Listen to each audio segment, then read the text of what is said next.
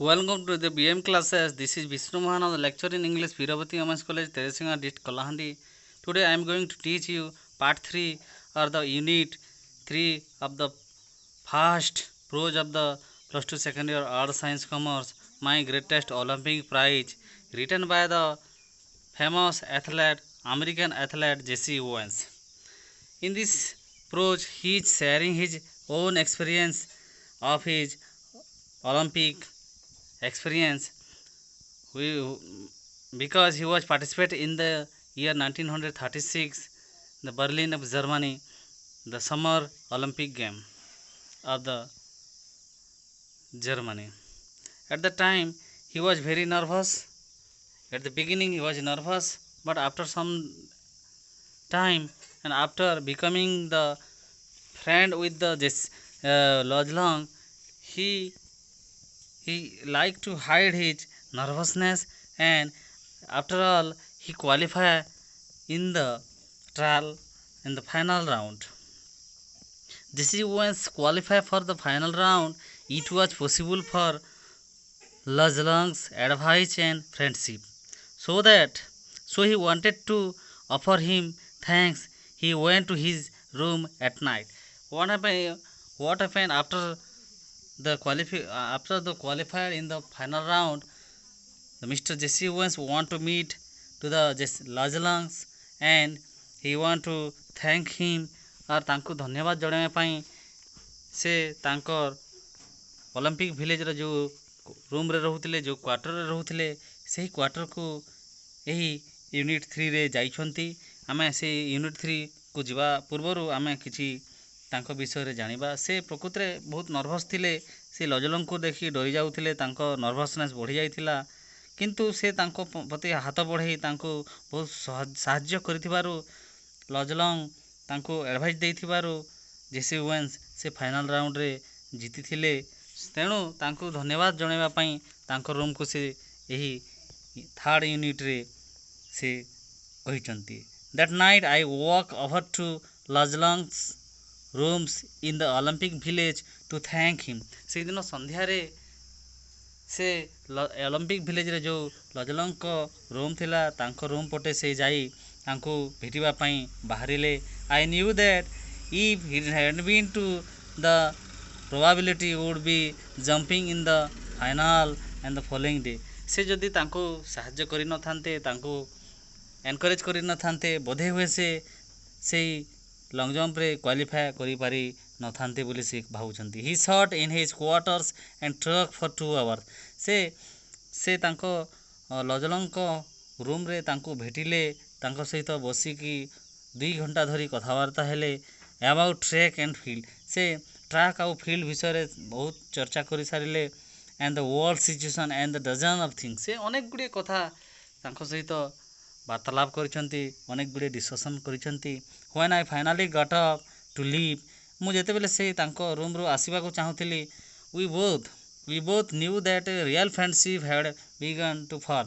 आम दुई जन के भितरे एक बंधुत्व स्थापन हेथिबार संकेत आमे दुई जन जानि पारिलु कारण आम दुई जन का मध्य रे एमिति बंधुत्व कथबार्ता हला परे हे जाइथिला आमे उभय आमे फील करि पारिथिलु बोली से कहिचंती Luz would go out to the field and next day trying to beat me if he could से भाबुथिले लजलंग को विषय रे लजलंग काली बोधे हुए मते से फील्ड रे हरे से निजे गोल्ड मेडल जीतिबे but I knew that he wanted me to do my best से किंतु तांको कथा न भाबी मो लॉन्ग जंप किपरि भल भाबरे हेबो बोली से चिंता करुथिले even that mean my winning से मोर जीतिबार कथा मते कहूथिले एवं मु किपरि जीतिबी मते से विषय से टिप्स दउथिले बोली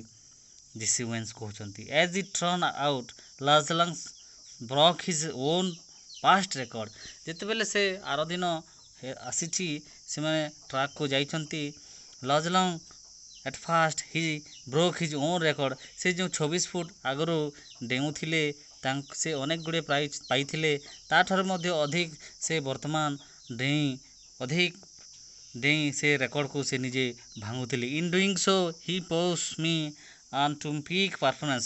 ମୁଁ ସେଇ ସବୁ ଦେଖି ଭାବୁଥିଲି ମନେ ମନେ ଯେ ମୁଁ ଅଲମ୍ପିକ୍ ତାଙ୍କ ପରେ ଯେଉଁ ଅଲମ୍ପିକ୍ ତାଙ୍କର ଯେଉଁ ଅଲମ୍ପିକ୍ ରେକର୍ଡ଼ ଅଛି ମୁଁ ତାହା ଭାଙ୍ଗି ପାରିବି ନାହିଁ, ଆଉ ମୁଁ ବୋଧେ ହୁଏ ଗୋଲ୍ଡ ମେଡ଼ାଲ୍ ପାଇପାରିବି ନାହିଁ, ଜିତିପାରିବି ନାହିଁ ବୋଲି ମୁଁ ମନେ ମନେ ଭାବୁଥାଏ। I remember that at the instant I landed from my final jump and the one who set the Olympic record।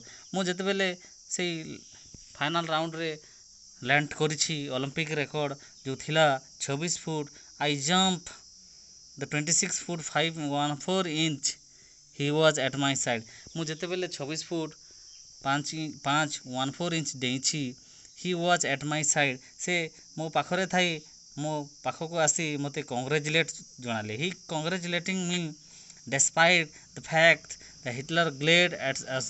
ସେ ଗୋଟେ ନାଜି କମ୍ୟୁନିଟିର ହେଇଥିଲେ ମଧ୍ୟ ସେ ମୋ ଅପୋଜିଟ୍ରେ ଥିଲେ ମଧ୍ୟ ସେ ମୋ ପାଖକୁ ଆସି ମୋତେ ଧନ୍ୟବାଦ ଜଣାଇଛନ୍ତି, କଂଗ୍ରାଚୁଲେସନ୍ ଜଣାଇଛନ୍ତି ଆଉ ଉତ୍ସାହ କରୁଛନ୍ତି। And 100 years away Lajlang shook my hand hard। ସେ ଟିକେ ଆଗରୁ ମୋ ହାତକୁ ଭଲ ଭାବରେ ସେକ୍ କରି ମୋତେ ବହୁତ ଉତ୍ସାହ ଦେଲେ, ବହୁତ ଉପଦେଶ ଦେଇ ମୋତେ ସେ ଧନ୍ୟବାଦ ଜଣାଇ କଂଗ୍ରାଚୁଲେସନ୍ ଜଣାଇଲେ। And it was not a fake smile with a broken heart। ସେ ଯେପରି ହସ ମୋ ସହିତ ହସିଥିଲେ, ସେ ହସଟା ପ୍ରକୃତିରେ କୌଣସି ପ୍ରକାର ନକଲି ହସ ନଥିଲା ବା ସେ ନ ଚାହିଁକି ହସୁ ନଥିଲେ। ପ୍ରକୃତିରେ ତାଙ୍କ ମୁହଁରେ ଗୋଟିଏ ଭଲ ହସ ଥିଲା। ତାଙ୍କର ହୃଦୟ ଭାଙ୍ଗି ଯାଇଥିଲେ ମଧ୍ୟ ସେ ହୃଦୟ ଭଙ୍ଗା ହସ ନ ଦେଇ ମୋତେ ଖୁସିରେ ବହୁତ ସୁନ୍ଦର ଭାବରେ ମୋ ସହିତ ହସିଥିଲେ ଆଉ ମୋତେ କଂଗ୍ରାଚୁଲେସନ୍ ଜଣାଇଥିଲେ। You could smell down all the gold medal and cups I have, and they would not be a planting on the 24 carat friendship I felt for Lajlang at that moment। ମୁଁ ସେଇ ସମୟରେ ଯେଉଁ cup ପାଇଥିଲି, gold medal ପାଇଥିଲି, ସେ ତୁଳନାରେ ଲଜଲଙ୍ଗଙ୍କ ସହିତ ଯେଉଁ ମୋର ବନ୍ଧୁତ୍ୱ ତିଆରି ହେଇଥିଲା, ମୁଁ ସେହି ବନ୍ଧୁତ୍ୱକୁ 24 କ୍ୟାରେଟ୍ ଫ୍ରେଣ୍ଡସିପ୍ ବୋଲି ବା 24 କ୍ୟାରେଟ୍ ସୁନା ଯେପରି ପିଓର ଥାଏ, ସେହିପରି ଆମ ଦୁଇ ଜଣଙ୍କ ବନ୍ଧୁତ୍ୱ ଭଲ ବନ୍ଧୁତ୍ୱ ବା ପିଓର ବନ୍ଧୁତ୍ୱ ବୋଲି ମୁଁ ଭାବୁଥାଏ।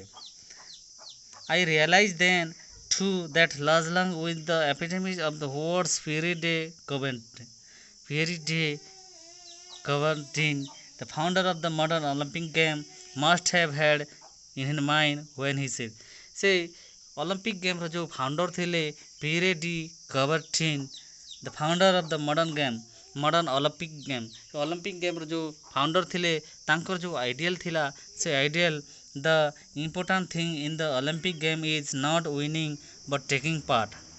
ଦ essential thing in life is not conquering but fighting. ସେ କହିଥିଲେ ଯେ କୌଣସି ଗେମ୍ରେ ପାର୍ଟିସିପେଟ୍ କରି ଜିତିବା ସବୁଠୁ ଗୁରୁତ୍ୱପୂର୍ଣ୍ଣ ନୁହେଁ, କୌଣସି ଗେମ୍ରେ ବା ଇମ୍ପୋର୍ଟାଣ୍ଟ ଅଲମ୍ପିକ୍ ଗେମ୍ରେ ପାର୍ଟିସିପେଟ୍ କରିବା ସବୁଠୁ ବଡ଼ କଥା ଆଉ ତାହା ଗୁରୁତ୍ୱପୂର୍ଣ୍ଣ ବୋଲି କହିଛନ୍ତି। The essential thing in the life is not conquering. ଜୀବନରେ କେବଳ ଜିତିବା ହିଁ ଲକ୍ଷ୍ୟ ନୁହେଁ ବା ଜିତିବା ହିଁ ସବୁବେଳେ ଗୁରୁତ୍ୱପୂର୍ଣ୍ଣ ନୁହେଁ, ବଟ୍ ଫାଇଟିଂ ୱେଲ୍।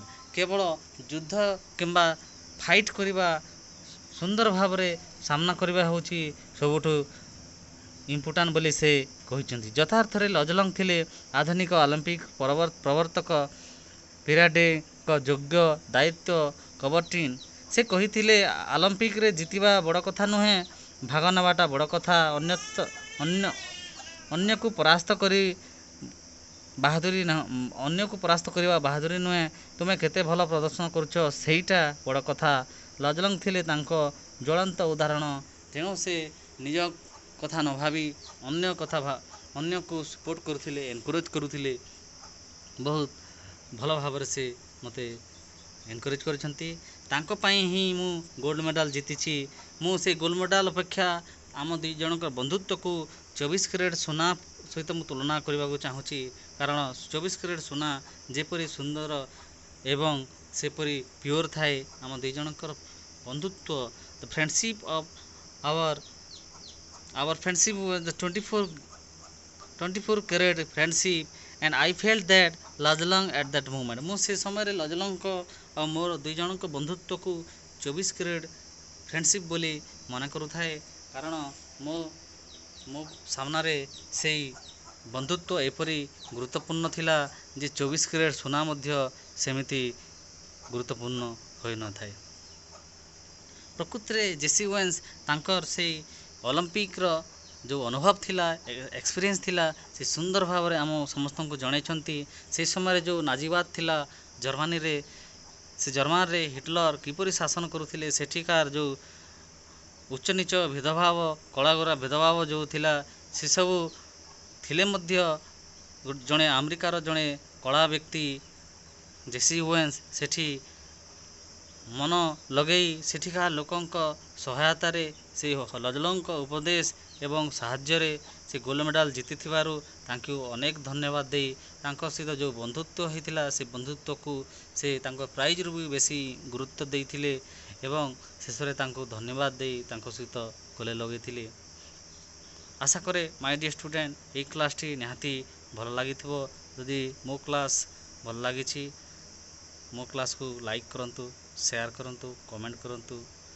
ପାଖରେ ଥିବା ବେଲ୍ ଆଇକନ୍କୁ ଦବାଇ ମୋ କ୍ଲାସ୍କୁ ସବସ୍କ୍ରାଇବ୍ କରନ୍ତୁ, ଯାହାଫଳରେ ମୁଁ ଯେଉଁ କ୍ଲାସ୍ କରିବି ବା ଅନେକ ଗୁଡ଼ିଏ କ୍ଲାସ୍ କରିବି, ଏହି ଭିଡ଼ିଓର ପାର୍ଟ 2 କ୍ୱେଶ୍ଚନ୍ ଆନ୍ସର୍ ଡିସ୍କସନ୍ କରିବା ପାଇଁ, ଦେଖିବା ପାଇଁ ଆପଣ ମାନେ ମୋ ଚ୍ୟାନେଲ୍କୁ ସବସ୍କ୍ରାଇବ୍ କରନ୍ତୁ।